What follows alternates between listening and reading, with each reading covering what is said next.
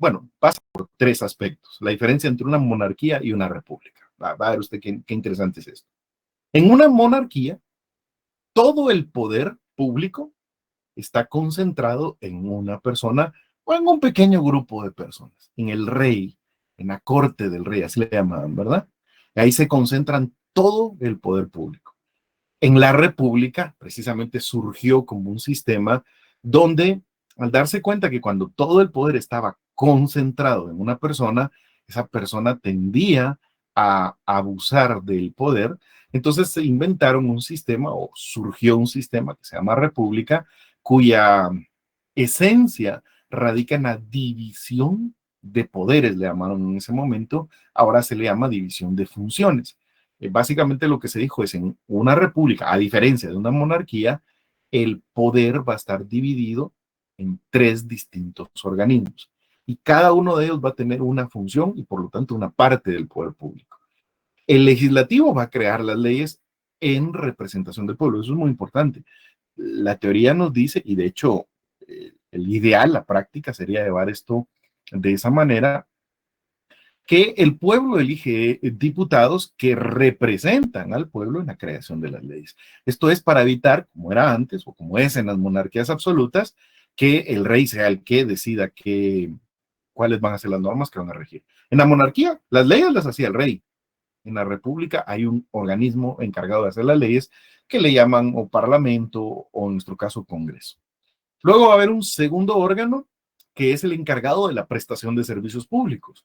Se llama organismo ejecutivo, órgano administrativo, le llaman algunos también, y básicamente la función que él tiene se llama función ejecutiva y consiste en prestar servicios públicos que permitan satisfacer las necesidades básicas de la población, que permitan que el Estado cumpla con sus obligaciones fundamentales y así asegurar la realización del bien común. Eso es donde está toda la estructura del organismo ejecutivo, que en una república normalmente eso es con un presidente o un primer ministro en algunos casos, y luego en ministerios, en secretarías, dependiendo la estructura que sea. Y luego tiene un tercer órgano, que es muy importante, que es el organismo judicial, que es por el que usted me pregunta.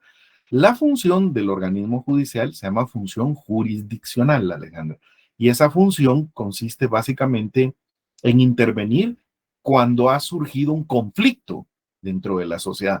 Vaya, cuando dos personas están peleando en una sociedad incivilizada, en una sociedad arcaica, las personas tienen conflictos y ¿qué hacen? Se matan entre ellas por la resolución de los conflictos. Si una persona toma los bienes de otra, pues la persona que se siente ofendida va y toma venganza y mata a la otra persona. Y eso generaba constantemente conflictos, peleas, muertes, guerras en el seno de una sociedad. Entonces, cuando la civilización avanza y la estructura estatal se depura de tal forma que permite la resolución de esos conflictos de manera civilizada, se crea un órgano para ello. Y ese órgano se llama órgano jurisdiccional, organismo judicial, le llamamos nosotros, ¿verdad? Cuya función es, bueno, si dos personas tienen un conflicto, se están peleando, lo que hay que hacer es llevar ese conflicto ante un juez, que es una persona independiente, no tiene vinculación con las partes, que es una persona que además es imparcial, no se inclina por ninguna de las partes porque no tiene ese vínculo con ninguna de las partes y que además no se le puede ordenar cómo debe resolver, se le da independencia para que tome sus decisiones y se le forma además en la ciencia del derecho para que sus decisiones sean basadas en la ley, en el ordenamiento jurídico y que busquen la justicia. ¿Y qué es lo que hace este juez? Escucha a las dos partes. Por eso usted mira en un juicio siempre tiene la parte de la demanda, donde una de las partes le lleva el conflicto al juez, la parte donde el juez escucha a la otra parte en el emplazamiento y recibe su contestación de demanda. Con eso quedan marcados cuál es la posición de las dos partes, cuáles son los hechos que las dos partes argumentan. El juez recibe los medios de prueba y con base a las pruebas el juez determina realmente cuáles son los hechos verdaderos, cuáles son los hechos que le han logrado demostrar y en base a esos hechos el juez pues aplica las normas jurídicas y le da una solución a ese conflicto. Le dice aquí lo que se va a hacer, lo que ordeno que se haga es esto. Y las dos partes tienen que acatarlo. Esa forma de resolver los conflictos es la forma civilizada, la forma moderna, y permite, además, con un buen sistema judicial, permite que las decisiones sean justas y que la sociedad avance en la solución de sus conflictos de manera pacífica, de manera civilizada, Alejandro. En esta clase, en este curso, no nos interesa tanto el organismo judicial, nos vamos más a enfocar en los otros organismos, sobre todo en aquellos que presten un servicio directamente a la población. Pero en última instancia, decirles que el organismo judicial, pues eso es lo que hace, presta un servicio a la población. ¿Cuál es el servicio que presta el organismo judicial? Que aquí lo dicen de forma muy poética, dicen administrar justicia, pero para dejarlo bien claro, el servicio que el organismo judicial debe prestarle a la población es la resolución pacífica, civilizada y justa de sus conflictos. Pues bien, para eso, para prestar ese servicio público y cualquier otro servicio público, el Estado necesita recursos. Y ahí es donde entra el derecho financiero. Cuando el Estado empieza a llevar a cabo actividades para obtener recursos, cuando el Estado realiza actividades donde planifica qué va a hacer con esos recursos y cuando el Estado gasta esos recursos, estamos frente al derecho financiero, porque el derecho financiero se encarga de la regulación de toda la actividad financiera del Estado. Y esa actividad, pues como decíamos, pasa por diversas fases. 3 fases en concreto, yo se las pongo ahí lo más detallado que pude, ¿verdad? Si se dan cuenta ustedes, en una primera fase, gracias a usted, en una primera fase, el Estado debe obtener recursos. Y aquí la gran pregunta sería, ¿cómo obtiene recursos el Estado, mis queridos amigos? Impuestos. Los impuestos, Lick. A través A de través de los tributos. Y no sé si se dan cuenta, cómo cuando uno dice impuestos, el tono de voz lo dice algo como decepcionado. Uno dice, los impuestos, los tributos. O enojado. ¿eh? O enojado, claro. Sí. En la monarquía eran tributos, ¿verdad? Solo que ahorita cambia el nombre, ¿verdad?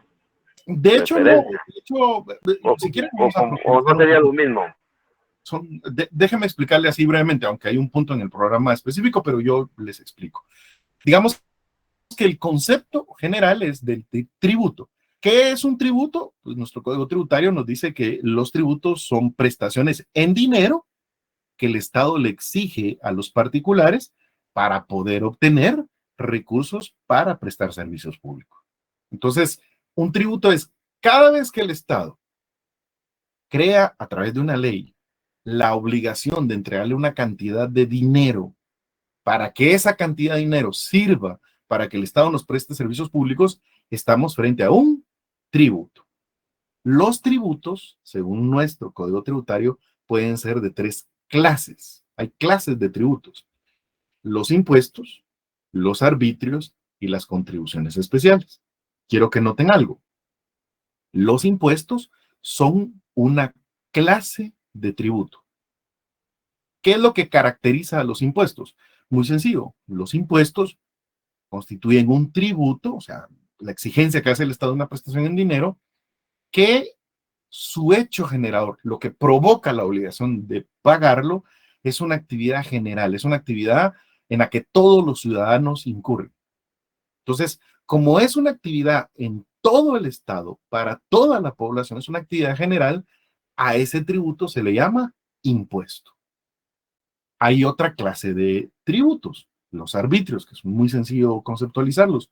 Un arbitrio es un tributo también, pero en este caso el Estado lo ha impuesto, ese arbitrio, ese tributo, en favor de una municipalidad.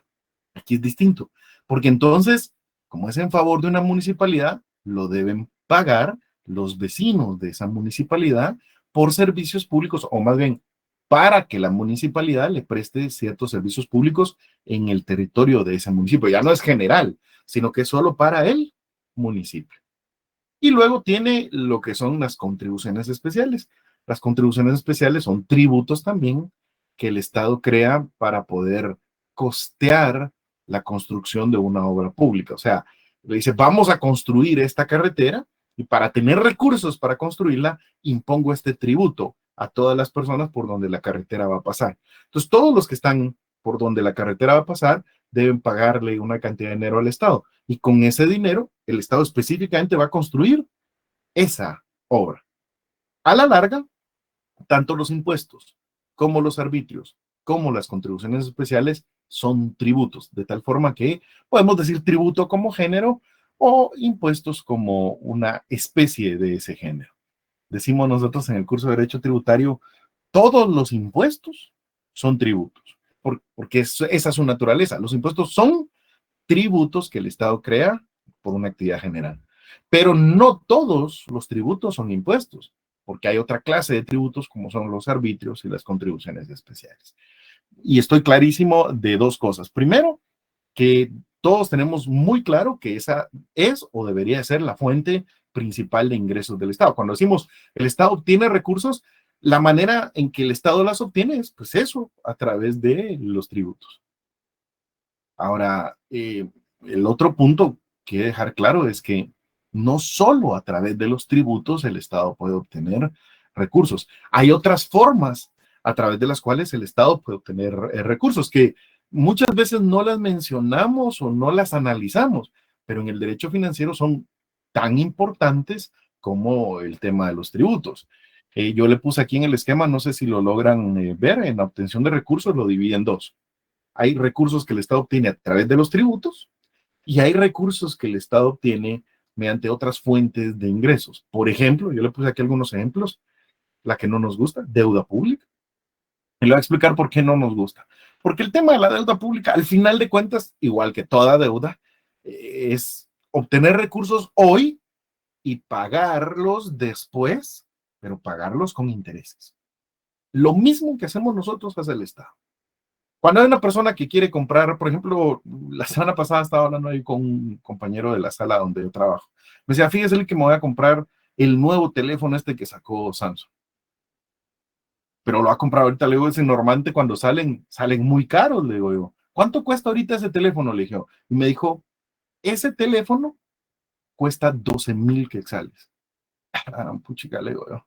12,000 quetzales por un teléfono es un gasto considerable, yo me lo pensaría, o sea, gastar 12,000 quetzales. No, no, no, me dijo, porque no lo voy a pagar de una vez.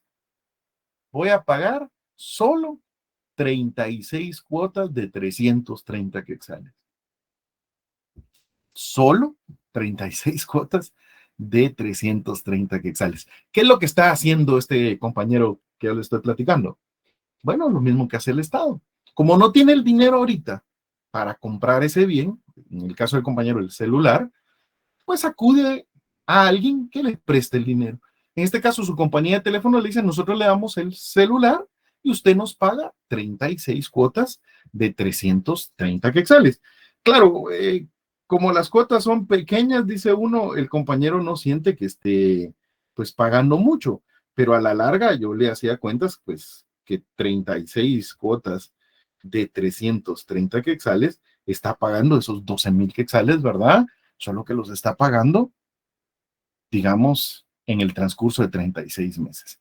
Y yo le dije, yo veo difícil que se lo estén dando solo a 330 quetzales, porque al final de cuentas, cuando a uno le dan financiamiento, el que da el financiamiento, ¿cuál es la finalidad que persigue? Ganar intereses. Y entonces ahí si se lo están dando a 330, casi que se lo están dando a precio de contado. O sea, si se lo están dando así, yo creo que está muy bien. Sí, me dijo, me lo están dando a 330 porque con el plan que yo tengo, esa es la cuota del teléfono. Ah, entonces aquí cambia, le dije, porque usted tiene un plan de servicios telefónicos donde además de la cuota del celular va a pagar una cuota. Ah, sí, pero la cuota que yo pago es la misma de siempre, de 350 quetzales. Pues ahí está el negocio, le digo yo. Ya lo agarraron para que durante 36 meses, son 3 años, mis amigos, ¿verdad? Usted les esté pagando 350 quetzales más los 330 del teléfono. Quiere decir que la entidad telefónica aquí va a ganar muchísimo más de lo que el teléfono realmente cuesta. Y eso es lo que pasa con todo lo que son deudas. No sé si se han puesto alguna vez a hacer el ejercicio que aquí en derecho financiero es fundamental.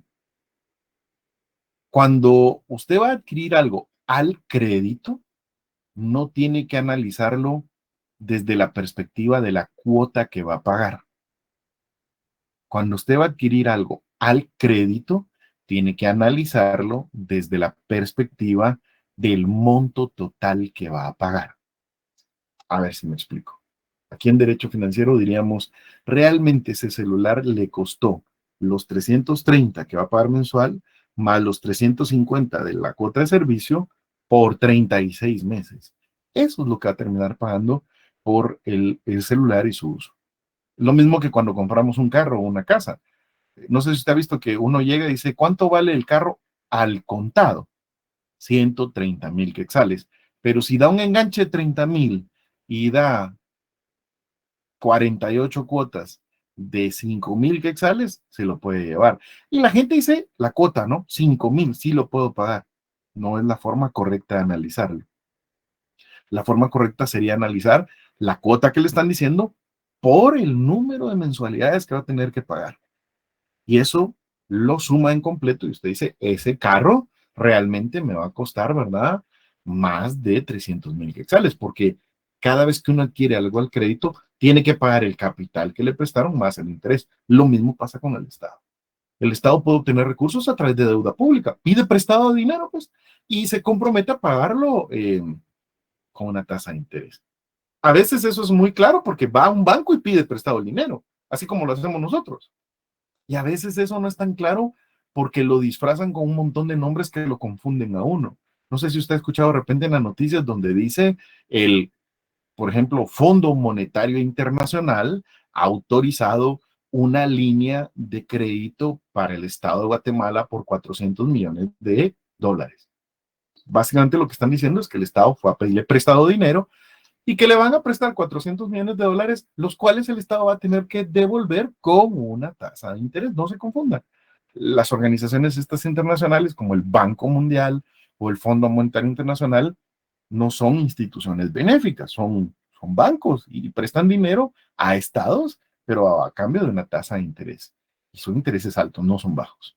A veces le dicen a uno, el Estado ya no quiere ir a pedir prestado a los bancos o a estas organizaciones internacionales. Entonces lo que va a hacer es emitir bonos, bonos del tesoro. Es lo mismo.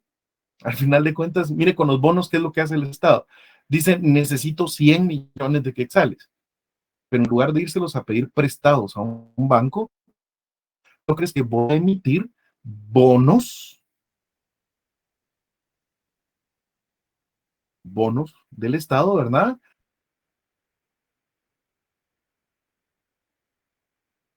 Para que les y emite y los pone a la venta.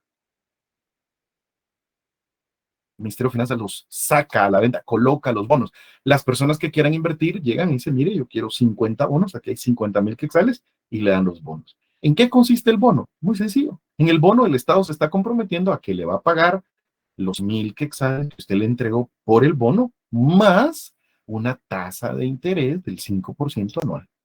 Básicamente está adquiriendo deuda, solo que no la adquiere con un bono, toda compra en los bonos. La pública es una forma también de adquirir recursos.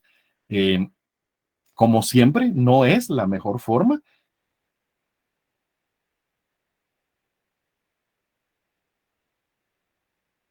Una deuda bien manejada que no podríamos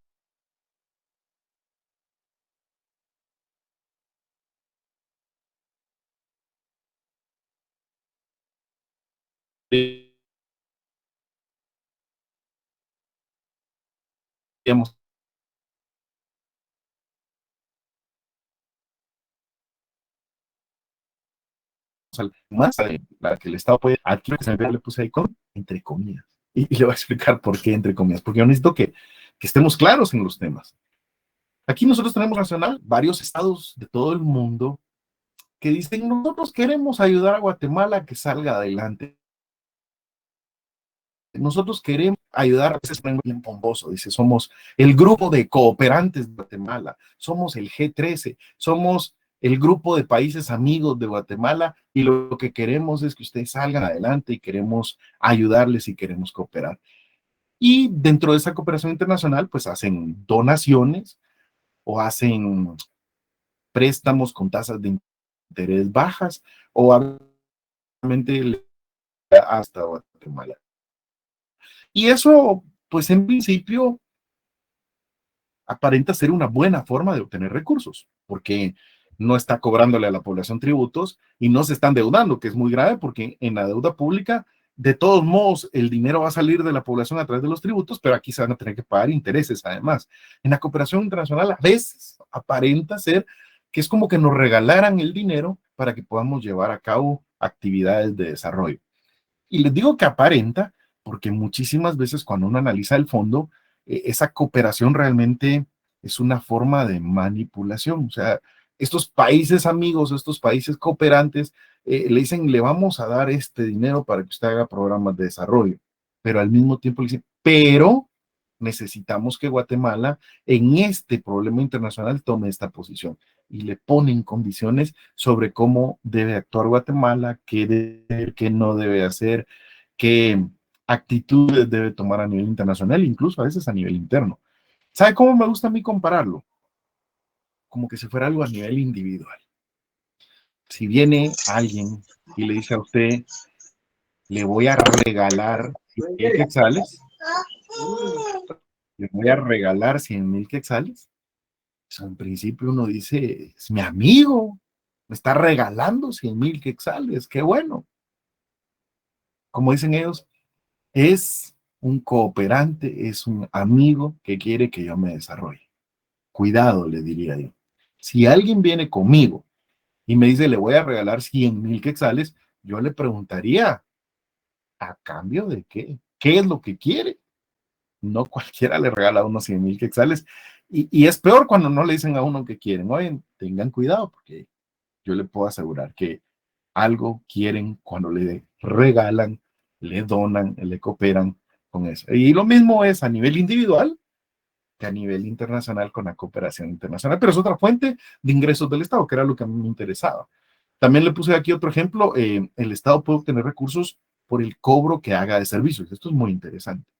Esto incluso puede llevarnos toda una clase de discusión. Ahorita solo estoy como esbozando los distintos temas, no sé si me logran captar.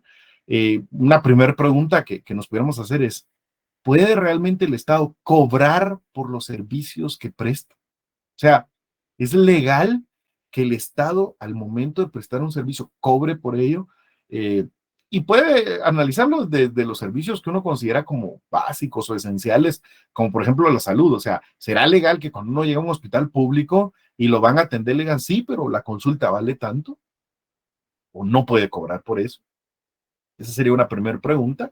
Yo les adelanto, al final de cuentas, la doctrina nos dice que en ciertos casos el Estado sí puede y de hecho debería de cobrar por los servicios públicos que presta. Y en algunos casos no debería de cobrar. Por ejemplo, si es un servicio público esencial y la persona a la que le va a prestar ese servicio es una persona de escasos recursos, no debería de cobrarle. Pero si el servicio público que va a prestar no es esencial o si la persona a la que va dirigida el servicio no es una persona de escasos recursos, es bueno que el Estado le cobre, porque a través de ese cobro el Estado puede obtener recursos que le permitan seguir prestando el servicio público a otros de los habitantes y con ello pues, seguir cumpliendo con su fin, con sus obligaciones. No sé cómo lo ven ustedes, pero yo en lo personal prefiero pagar cuando me prestan un servicio público.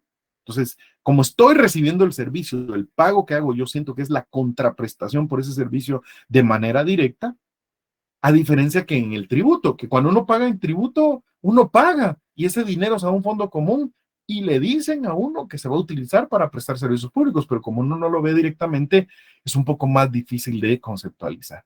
Entonces, el cobro que el Estado hace por servicios públicos, pues también es una forma de obtener recursos. Yo le puse otros ejemplos ahí para no alargarlo, hay algunos que son interesantes. Por ejemplo, el tema de las regalías por minería. Un Estado puede decidir, bueno, vamos a permitir que se exploten los minerales en nuestro territorio, que extraigan cobre, que extraigan oro, que saquen plata, pero la entidad que haga la extracción de esos minerales nos tiene que dar una parte de las ganancias que obtenga. Eso le llaman regalías por explotación minera y es otra fuente de ingresos. No estamos entrando ahorita a discutir si es buena, si es mala, si se está haciendo bien, si las regalías son muy bajas o muy altas. No nos estamos metiendo a eso. Solo quiero dejar patente que dentro de la actividad financiera del Estado, una de las formas en que el Estado puede obtener recursos es a través de los tributos, la principal forma es a través de los tributos, pero que también hay otras formas de obtener ingresos, de obtener recursos a través de otras actividades que el Estado puede ir realizando eh, adecuadamente. José, ¿usted tiene alguna pregunta, José Roberto? Sí, sí, licenciado. ¿Sería tan amable de explicar más o menos lo que es viajes y tasas? Perdone, ¿cómo se Sí, dan igual de las rentas? Perdone.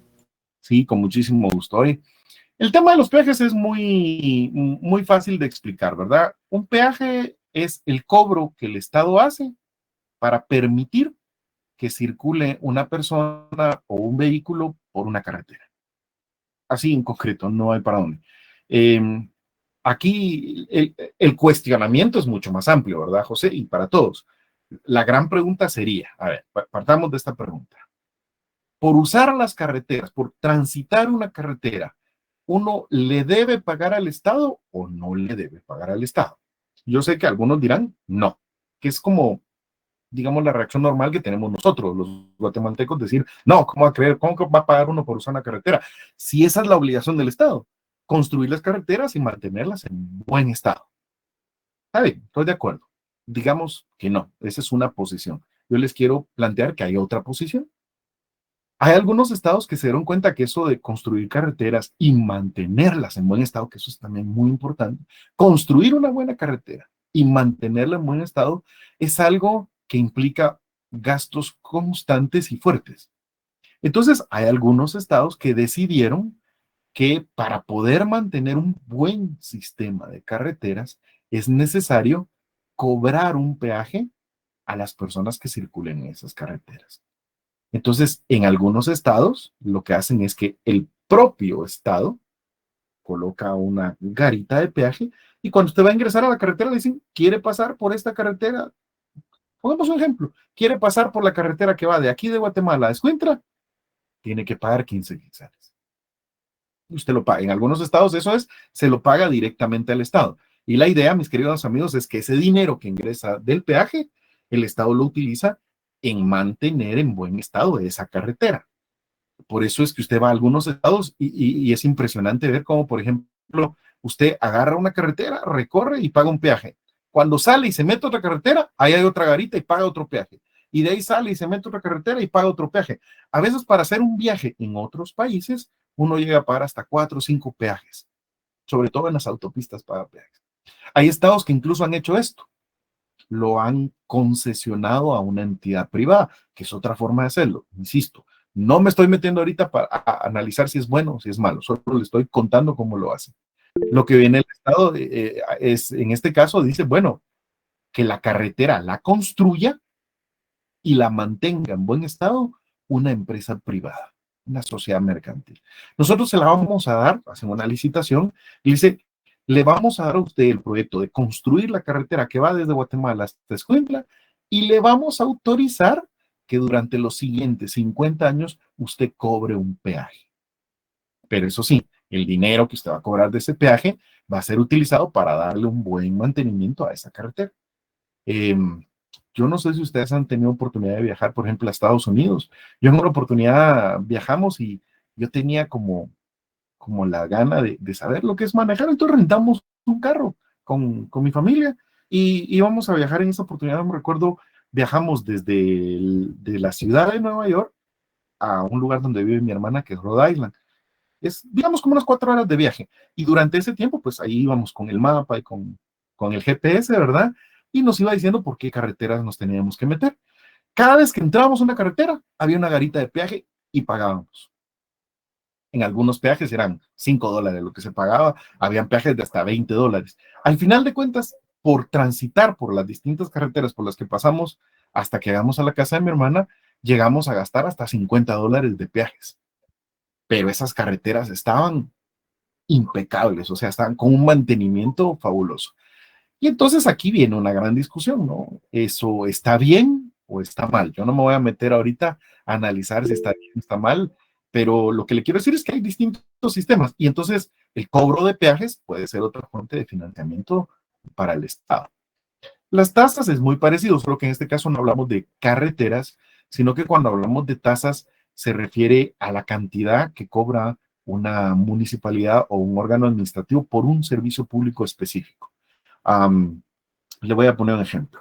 Digamos, en el caso de la municipalidad, yo tenía mi cliente que él tenía varios puestos en distintos mercados. Entonces, él como pues dueño, decimos, de puestos en el mercado, realmente cuando uno analiza pasaba lo siguiente. El mercado, o sea, el edificio del mercado era propiedad de la municipalidad y lo que la municipalidad le hacía es rentarle a él un local para que él pudiera poner su negocio. Ahí le cobraba una tasa municipal por renta del local en el mercado. Le cobraban también a él una tasa por el servicio de extracción de basura del mercado. Mire qué interesante esto. Le decían, usted va a pagar 10 quetzales cada mes y esos 10 quetzales que usted va a pagar le da derecho a que la municipalidad llegue todos los días y recoja la basura ahí en el mercado y se la lleve. Bueno, en este caso lo que hacen es básicamente llevársela e irla a botar en el basurero de la zona 3. Eh, a eso le llaman tasas, son cobros que hace una municipalidad o un órgano administrativo por el servicio que le está prestando directamente a la población. De hecho, son cobros por servicios, pero le llaman tasa cuando lo hace una municipalidad y se cobra. Básicamente, aunque hay muchísimo más que podemos hablar, ¿verdad? Pero yo espero que ahí ya la idea le haya quedado. Entonces, mis amigos, dentro de la actividad financiera del Estado tenemos en primer lugar la obtención de recursos y ya vimos que hay muchísimas formas y algunas de ellas muy creativas, algunas muy controversiales, o sea que yo sé que si abro los micrófonos aquí posiblemente generaremos mucha discusión, pero no me quiero meter a eso para que avancemos con el contenido, solo lo quiero dejar planteado. Seguramente muchos de ustedes no estarán de acuerdo con que se cobre peaje. Muchos de ustedes no estarán de acuerdo con que se conceda una licencia de minería y se cobren regalías. Hay gente que no está de acuerdo incluso con que se paguen tributos. Casi todos no estamos de acuerdo con que el Estado adquiera deuda pública. Estoy de acuerdo, o sea, ustedes pueden o no creer que esto es bueno, pueden estar de acuerdo o no. Lo único que estoy planteando yo ahorita es que dentro de la actividad financiera, la primer fase es obtener recursos y que eso el Estado lo puede hacer de muchas maneras. Yo siempre comparo como que si lo vemos a nivel personal. A nivel personal, el primer gran reto, sí, la primer gran meta que uno debe tener desde el punto de vista financiero es cómo va a obtener recursos. No sé si me explico. O sea, pues básicamente nosotros, como no podemos cobrar tributos, ¿verdad, mis queridos amigos? Nosotros, ¿cómo obtendríamos nuestros recursos? Trabajando. O sea, en nuestro esquema, si no hiciéramos este esquemita para una persona individual, para mí, ahí sería fase número 1, obtención de recursos. ¿De dónde obtengo mis recursos? De mi trabajo. Claro que hay otras fuentes de obtener recursos, pues, o sea, usted puede poner ahí, tal vez por donaciones, alguien le regala dinero, tal vez por rentas que usted cobra, tiene un bien inmueble y lo pone en arrendamiento y cobra rentas. Algunos de ustedes de repente me dice por inversiones que yo tengo dinero en el banco a plazo fijo y me pagan una tasa de interés. O sea, hay distintas formas de obtener recursos, pero en el caso de nosotros, la principal forma, creo yo, que sería a través de nuestro trabajo. Y en el caso del Estado, la principal forma es a través de los tributos, pero también tiene otras formas de obtener recursos. No se queda ahí la actividad financiera, eso solo es el inicio de una buena actividad financiera. Ya se obtuvieron los recursos, sobre eso hay muchísimo que discutir y lo vamos a hacer durante el desarrollo del curso, pero luego pasamos a una siguiente fase que es una adecuada administración de esos recursos. Y una adecuada administración conlleva, pues, planificar bien qué es lo que se va a hacer, conlleva hacer un presupuesto. Mire que eso es clave, mis amigos. Desde el punto de vista financiero, se considera que una de las actividades más importantes para una buena gestión financiera es la elaboración de un presupuesto. ¿Qué es lo que hace usted? Pues en el presupuesto usted elabora un documento donde estima qué ingresos va a tener en un periodo de tiempo. El presupuesto usted lo puede hacer, digamos, para un mes, para un año. En el caso del Estado, la ley le impone que debe hacer un presupuesto anual. Entonces, el Estado estima en el siguiente ejercicio fiscal, en todo el 2024, estimo que voy a obtener tanto de ingresos. Y debe poner cuánto va a ser de ingresos tributarios, cuánto de otras fuentes de financiamiento. Es una estimación, ¿sí? Puede ser que obtenga más o puede ser que obtenga menos, pero uno debe estimar sus ingresos. Lo mismo nos pasa a nosotros. Una buena gestión financiera individual, personal, implica sentarse un día y hacer un presupuesto. Y cuando usted hace su presupuesto, lo primero que pone es, bueno, ¿qué ingresos voy a tener?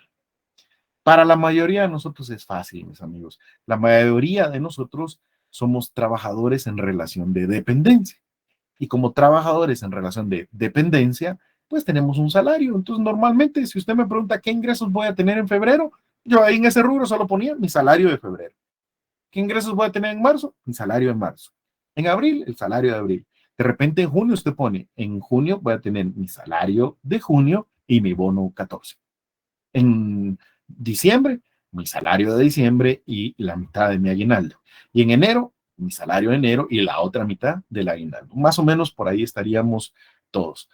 Claro que puede ser que usted tenga otras fuentes de ingresos y habrá que hacerlo ahí en su presupuesto. Lo mismo debe hacer el Estado. Luego, debe planificar en qué se va a gastar ese dinero. Y ahí empieza a distribuir. Uno, por ejemplo, pone de eso que tengo, de esos posibles ingresos, ¿cuánto voy a pagar de la renta de donde vivo o de la cuota del crédito de la casa donde vivo? ¿Cuánto voy a pagar de energía eléctrica? ¿Cuánto voy a pagar del servicio de distribución de agua? ¿Cuánto voy a pagar, por ejemplo, verdad, del servicio de televisión por cable, de internet, de celular? ¿Cuánto voy a pagar o gastar en alimentos, en comida? ¿Cuánto voy a gastar en gastos de recreación? Y ahí son sus rubros en qué va a gastarse ese dinero. Cuando uno lo hace, se sorprende, ¿va? Nunca alcanzan los ingresos para todo lo que uno quiere hacer. Y ahí es donde empieza el reto de un buen presupuesto, ¿va? Como no alcanza, es una de los principios de la economía, los recursos, oiga bien, los recursos siempre son escasos y siempre pueden tener diversos usos. Entonces, la economía es una ciencia que estudia la mejor manera de utilizar esos recursos escasos y cómo decidir cuál es el mejor uso que se le va a dar a esos recursos. Porque, por ejemplo, en el caso del dinero, usted el dinero lo puede utilizar para distintas actividades, para comprar o para pagar distintas cosas. Entonces, la clave de una buena gestión es decidir en qué proporción, cuánto va a invertir en cada uno de esos rubros. Y lo mismo para el Estado hoy. Cuando se sientan a hacer el presupuesto, dicen, bueno, de esos ingresos que vamos a tener, ¿cuánto le va a corresponder al servicio de educación? ¿Cuánto vamos a dar para el servicio de seguridad? ¿Cuánto vamos a dar para salud? ¿Cuánto vamos a dar para construcción de carreteras? ¿Y sabe qué le pasa al Estado? Lo mismo que nos pasa a todos nosotros. Cuando uno se sienta a hacer un presupuesto, no hay nunca suficientes recursos, porque el principio sigue siendo el mismo. Los recursos siempre son escasos y siempre pueden tener diversos usos alternativos. Y el arte está en utilizar esos recursos escasos y distribuirlos de la mejor manera, haciendo un buen presupuesto y tratando de mantenerlo. Una de las actividades más importantes desde el punto de vista financiero es la elaboración, la aprobación de un presupuesto, tanto a nivel individual como a nivel estatal. Yo he aprendido en este curso, ya después de varios años de darlo, que nadie, nadie está bien financieramente si no sabe hacer bien un presupuesto. Incluso cuando hemos tenido las clases presenciales, eh, digamos que extra clase, a veces hemos hecho algún grupito que está interesado y que me lo pide, hemos hecho un tallercito ahí sobre elaboración de un presupuesto y es bien interesante ya cuando uno se sienta y empieza a discutir el tema presupuestario. La gente siempre se equivoca, se engaña y piensa que ahorita no me alcanza porque lo que gano no es suficiente, pero cuando consigo un mejor trabajo o me aumenten, eso sí me va a alcanzar. déjeme decepcionarlo, pero no funciona así. No importa cuánto gane, no le va a alcanzar. Oiga bien lo que usted, no importa cuánto gane, no le va a alcanzar, porque básicamente los gastos se ajustan inmediatamente a los ingresos. Uno, si tiene más ingresos, inmediatamente lo puede ajustar a los gastos. El dinero se lo puede gastar inmediatamente, mientras que los ingresos difícilmente los puede ajustar a los gastos. Es decir, cuando usted ya trae un ritmo de gastos, lo que gasta mensualmente, y de repente se queda sin trabajo y consigue uno nuevo con un salario inferior, ajustar su presupuesto es sumamente difícil, porque implica dejar de gastar en algo. Y uno siempre siente que no puede dejar de gastar en algo. Es impresionante eso. Básicamente es uno de los ejercicios más interesantes y más reflexivos que uno puede hacer. La elaboración de un presupuesto ayuda muchísimo. Muy pocas personas lo hacen. Las pocas que lo hacen, muy pocas lo hacen bien. Y de ahí, esto es fabuloso. Las pocas personas que hacen su presupuesto y lo hacen bien, difícilmente lo cumplen, porque esa es otra fase, ¿verdad, mis amigos? O sea, una cosa es planificar qué vamos a hacer con el dinero y otra cosa es que a la hora de gastárnoslo, respetemos ese presupuesto. No sé si le ha pasado. Que uno pone, ¿verdad? Presupuesto de gastos de recreación, 1,000 quetzales pone. Y uno dice, 1,000, en un mes, suficiente gasto de recreación, va. Y uno sale, del primer fin de semana sale, lleva a los niños al cine y solo ahí se le fueron 500 quetzales. Pero dice uno, pero tengo 500 todavía de gastos de recreación. Y el siguiente fin de semana salió con los amigos y se gastó 600 y ya se pasó de su presupuesto. Eso es, bueno, básicamente uno de los grandes problemas de las finanzas personales y de las finanzas públicas también, ¿oyen? La gente gasta más de lo que gana. Estadísticamente le puedo decir, aquí hay 181 conectados en la clase, más su servidor somos 182. Estadísticamente, de esos 182, 180 gastamos más de lo que ganamos. Qué impresionante. Es rarísima la persona que tiene la disciplina y el, vamos a ver, el control necesario para poder gastar menos de lo que gana o por lo menos justo lo que gana. Poquísimas personas ahorran. Y no sé si le ha pasado que uno siempre quiere ahorrar y empieza y abre su cuenta y empieza a ahorrar y a los 3 meses cuando venía bonito le surge una emergencia y saca el dinero. Eso nos pasa a todos, ¿oyeron? Por eso este tema de las finanzas es tan interesante, tan apasionante, porque cuando uno se da cuenta bueno, que no es una situación anormal, que no es algo excepcional, sino que es básicamente lo que nos pasa a todos y que hay técnicas para que lo podamos manejar y empieza a hacerlo bien, empieza a elaborar un presupuesto, empieza a llevar un control de gastos y empieza a tomar técnicas para no excederse de ese presupuesto, financieramente empieza a mejorar muchísimo. Y luego viene una fase que es impresionante, donde usted empieza a ahorrar, pero un ahorro debidamente meditado, programado y con una finalidad. Perdonen, vi que alguien levantó la mano, pero no alcancé a ver su nombre antes de que se desapareciera. Si alguien quiere intervenir, Luis, por favor. Licenciado, sí, en este tema de los presupuestos, a mí siempre me ha llamado la atención en que yo solicito un presupuesto para poderlo ejecutar, pero cuando no se ejecutan, así como en nuestro actual gobierno, que es una estrella, veo que no ejecutan en determinados momentos, entonces digo, ¿por qué solicitaron y les gusta guardar ese dinero? No sé cuál es la finalidad, cuál es el juego, que no ejecutan compra de medicamentos, pónganle un ejemplo, que es tan necesario. ¿Es ese juego político? ¿A qué se debe, licenciado? Bueno, es complejo, hay varios motivos, pero yo le voy a decir el que yo he observado más abiertamente. El problema, Luis, es que cuando uno hace su presupuesto, pues uno trata de no engañarse y trata de ser lo más sincero. Entonces uno dice, ¿qué ingresos voy a tener, Luis? Uno pone su salario. Es difícil que usted se invente otro ingreso porque ¿de dónde? O sea, cuando uno hace su presupuesto, pues trata de ser lo más honesto. El problema es que después con los gastos, cuando empieza a dividir todo lo que tiene que pagar, no le alcanza. Y entonces ahí se va desajustando. Mantener el presupuesto es difícil para uno. Ejecutarlo es bien fácil porque siempre se gasta todo lo que uno tiene. No sé si les pasa, o sea, es impresionante, pero saben que ahora yo estaba viendo, ayer estaba leyendo un artículo y la estadística es que el 95% del dinero ya no es físico. O sea, ya, nosotros ya no miramos el dinero en papel, en monedas. Ahora es electrónico. No sé si les pasa, el dinero se lo depositan a uno en el banco y de ahí mismo uno hace transferencia para pagar la casa, la energía eléctrica, el teléfono y todo. Entonces, la parte que uno mira físicamente es muy buena. O sea, para nosotros ejecutar es muy fácil. Para el Estado no es tan fácil, Luis. Quiero que lo reflexionen quitándonos de momento la idea de que es un tema de corrupción. Solo sí hay corrupción, pues, pero no es eso lo que quiero que enfoquemos ahorita. Quiero que se quiten la idea de corrupción y piensen en lo siguiente. Este es un funcionario completamente honesto.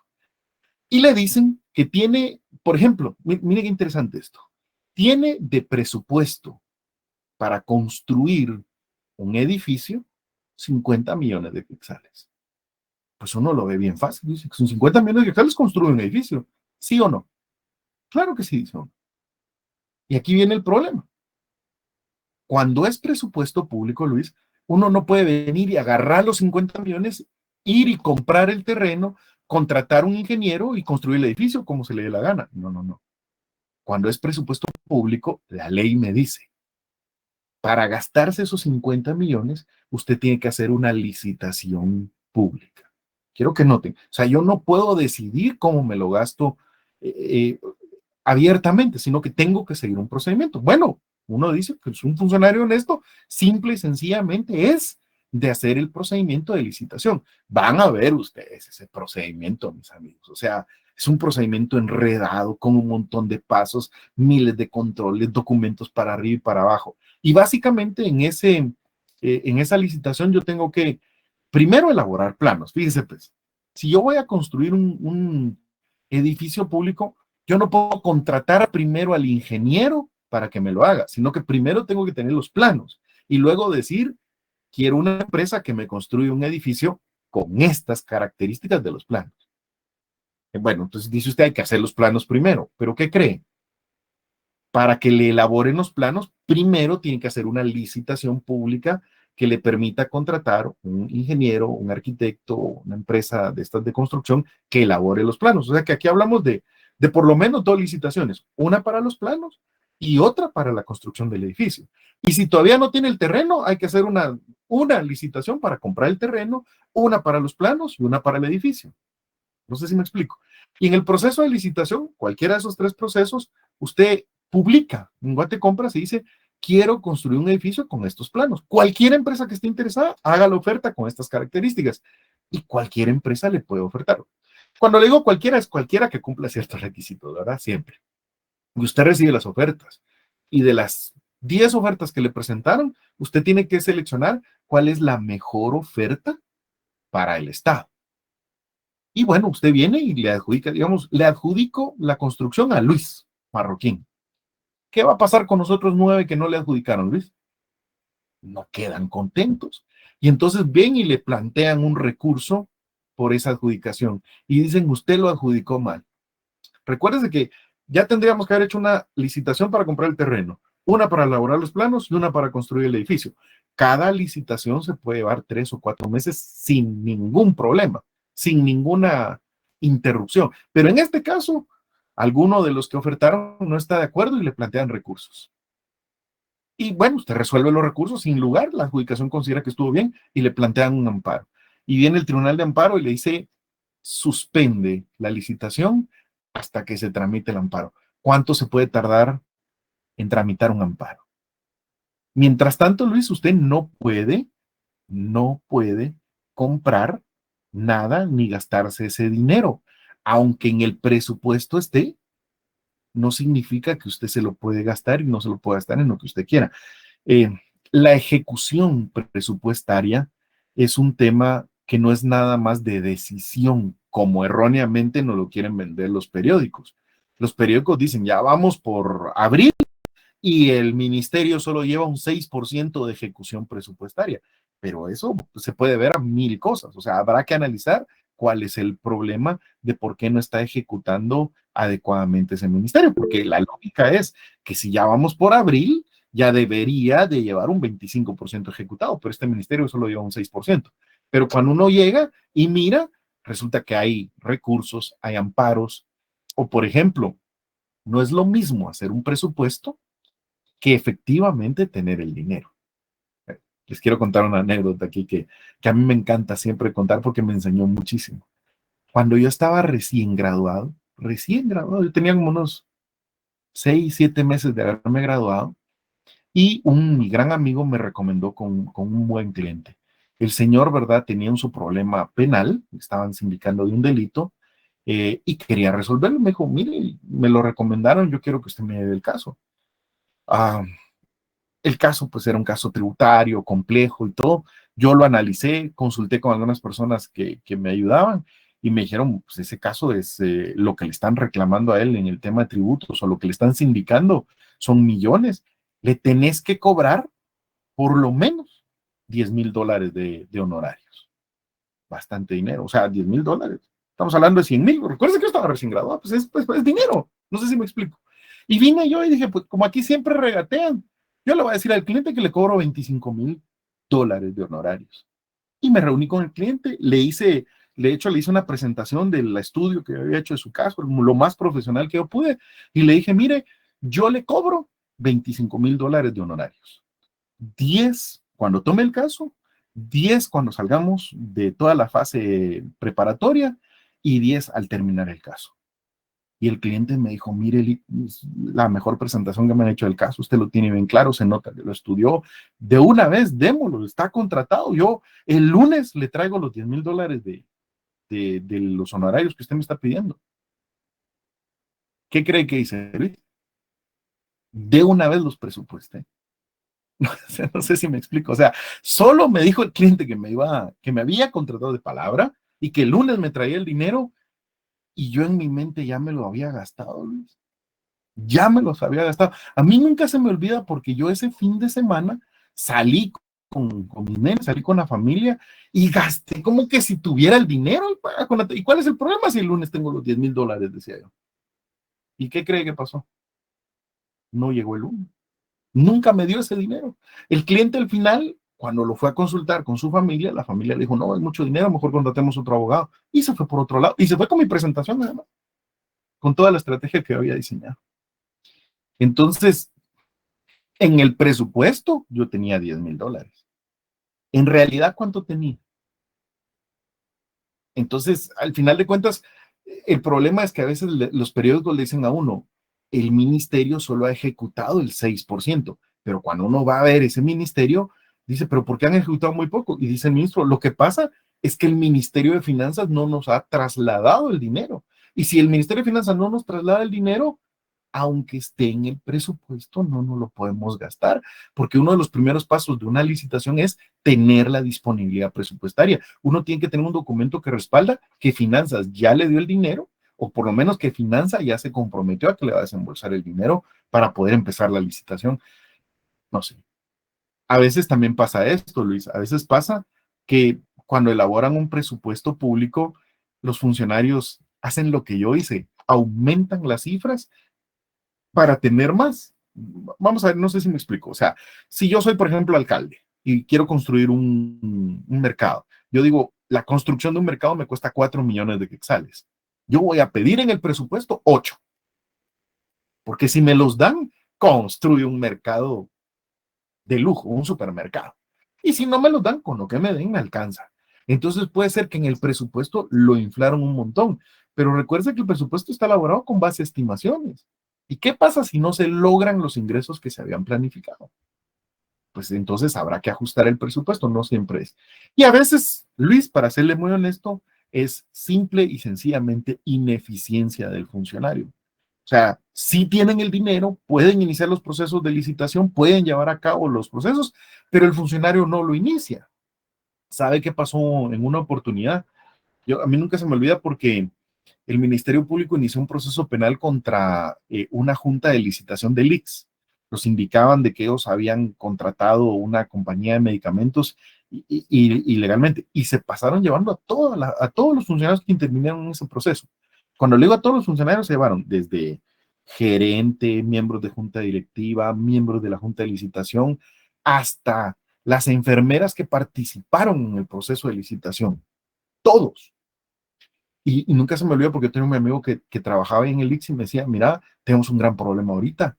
Nadie quiere firmar nada, nadie se anima a gastarse un centavo del ICS y hay que comprar medicinas. Y sabemos que hay que iniciar los procesos, pero la gente tiene miedo, no quiere iniciar, porque al que se los llevaron injustamente en un proceso de licitación y mañana pueden llevar a mí. Entonces nadie quiere integrar las juntas, nadie quiere firmar. ¿Y qué hacen?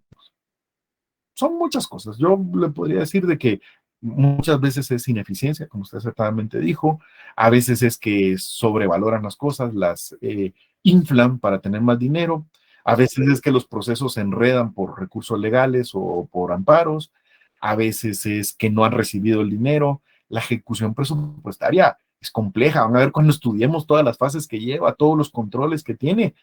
Por eso es que tenemos que estudiar derecho financiero y por eso es que es tan bonito, porque cuando uno comprende, no es nada más de gastarse el dinero. Cuando es dinero del Estado, hay procedimientos que deben seguir y si no lo siguen, hay responsabilidades en las que pueden incurrir que también tenemos que estudiar.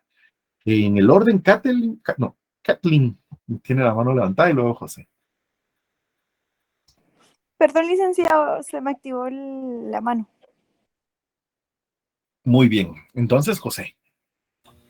Sí, perdone, fíjese que a mí siempre me ha surgido una duda, Lick.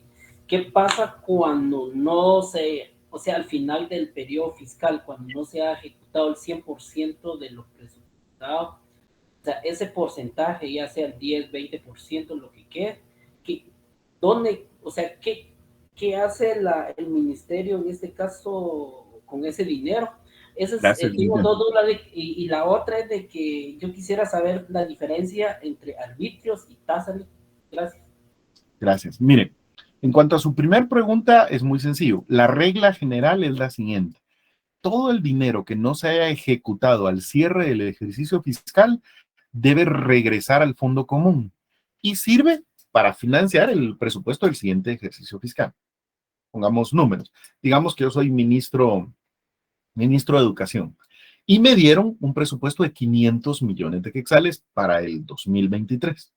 Y durante el 2023, que el ejercicio fiscal termina el 31 de diciembre, yo me gasto 400 millones de quetzales.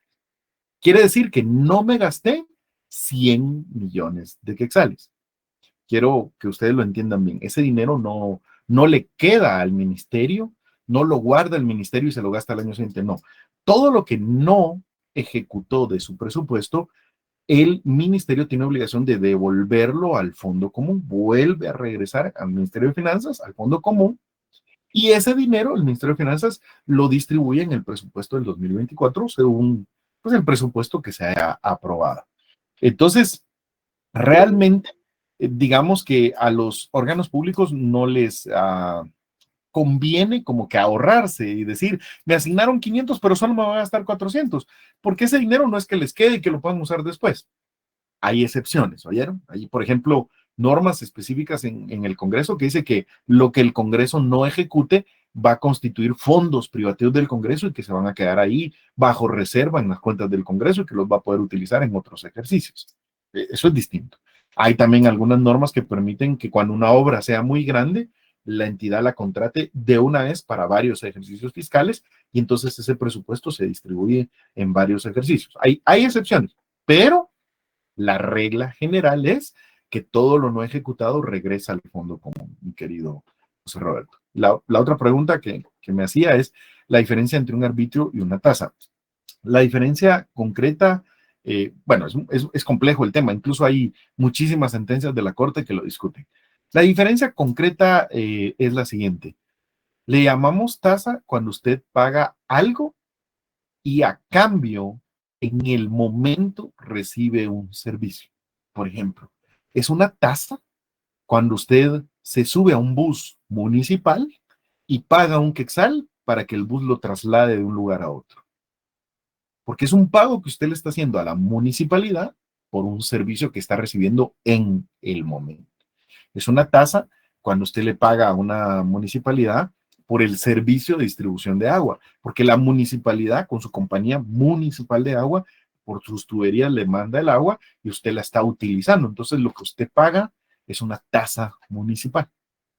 Es un arbitrio cuando usted paga una cantidad de dinero y esa cantidad de dinero se va a un fondo común que tiene la municipalidad y la municipalidad lo distribuye en la prestación de diversos servicios públicos que puede que no tengan relación con usted. O sea, en un arbitrio yo pago y la municipalidad recibe ese dinero, lo junta con el que recibe todos los demás vecinos y el consejo municipal decide en qué lo va a invertir.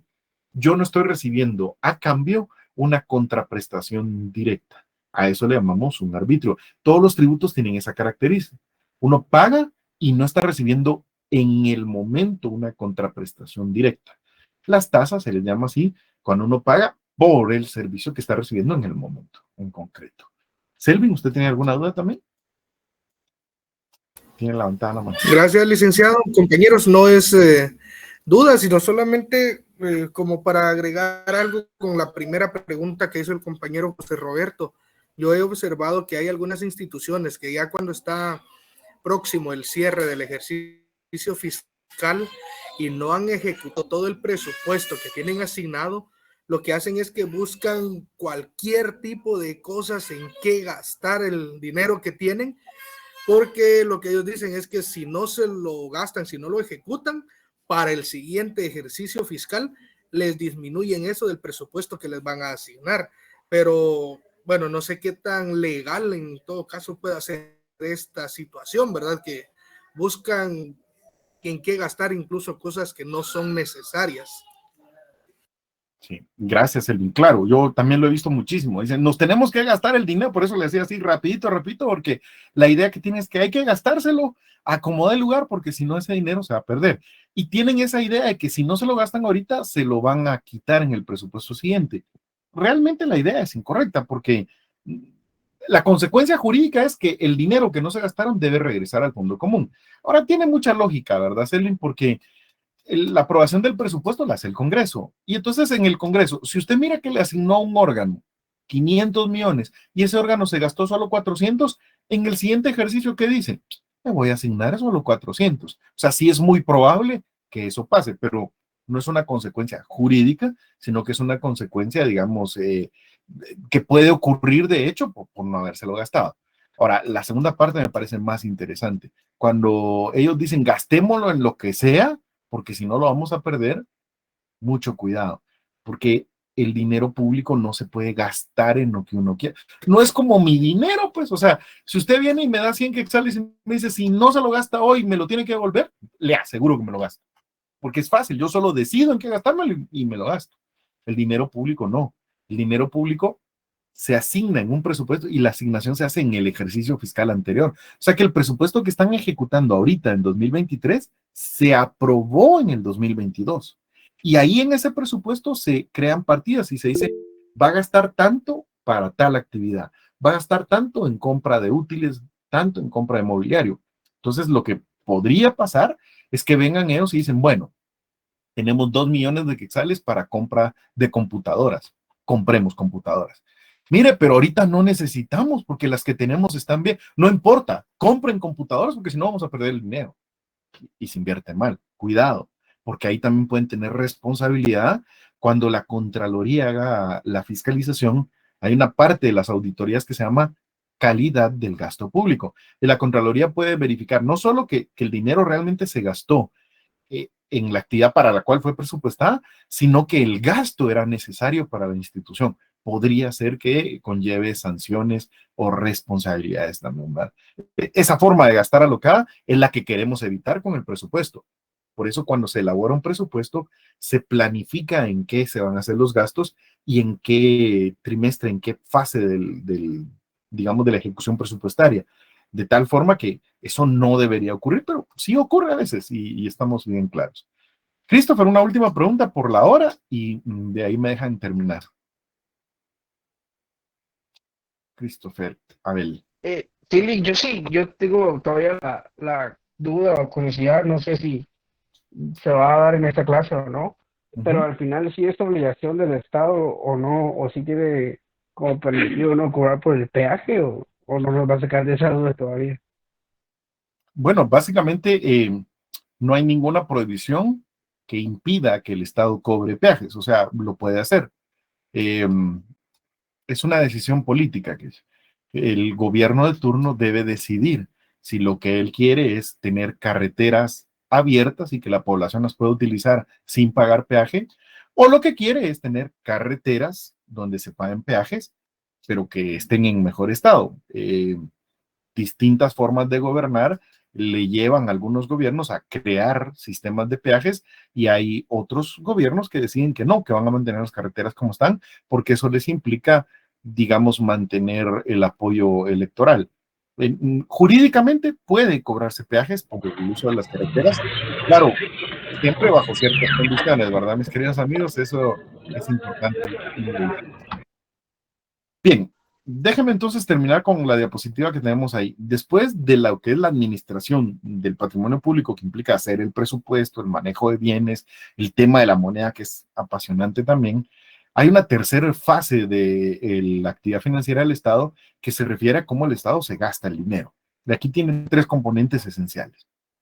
La mayor parte de los recursos del Estado se gastan en el pago de salarios y honorarios. Por eso yo le puse ahí la ley del servicio civil, porque una gran parte de los recursos del Estado son para pagar salarios de los servidores públicos y eso no se estudia normalmente en derecho financiero, sino que en derecho de trabajo, pero es bien importante que lo conozcamos. La contratación de trabajadores y de personal es uno de los principales rubros de gastos del Estado y se rige por las reglas que están en la ley de servicio civil. La otra parte, que es la adquisición de bienes o de servicios, y eso es por la ley de contrataciones del Estado, es una de las partes más importantes del curso de Derecho Financiero, donde se regulan los procedimientos que hay que seguir, la licitación, la compra directa, las cotizaciones, etcétera. Y el tercer componente de lo que es el gasto público es el control o fiscalización que debe hacer la Contraloría General de Cuentas. Así que, en términos muy generales, esquemático, eso es la actividad financiera del Estado, todas las fases, todas las acciones que el Estado lleva a cabo para administrar adecuadamente sus recursos, su dinero, para prestar servicios públicos, y el derecho financiero se encarga de regular esto, todas estas actividades que el Estado realiza, y sobre eso va a versar nuestro querido curso de Derecho Financiero. Yo a ustedes les agradezco mucho por la atención, los voy dejando porque ya son las 7 y seguramente muchos de ustedes tienen otra clase. Yo los veo. Buenas noches. Saludarlos. Gracias.